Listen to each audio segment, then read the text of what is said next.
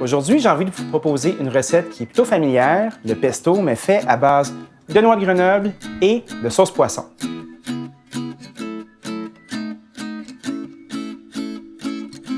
Donc la sauce poisson dans ma cuisine, je l'utilise pour remplacer des anchois. Et ce que j'aime par-dessus tout, c'est utiliser la sauce Thai Kitchen. Donc commençons immédiatement avec les noix de Grenoble.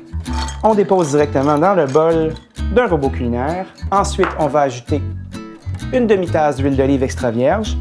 Ensuite, un fromage à pâte ferme. Moi, j'aime beaucoup le Grana Padano. Ça peut être du Parmigiano Reggiano aussi, ça peut être du Romano. On va râper une demi-tasse. Ensuite, une gousse d'ail. Toujours avec la même râpe, on y va finement.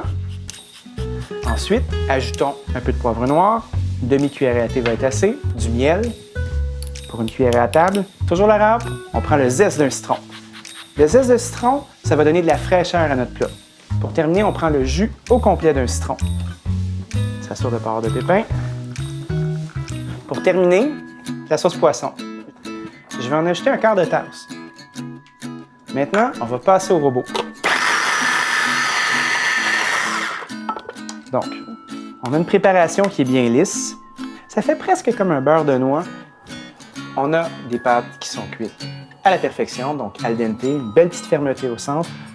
Je prends une demi-tasse d'eau que je vais rajouter dans mes pâtes et je vais verser notre condiment qui est le pesto de noix.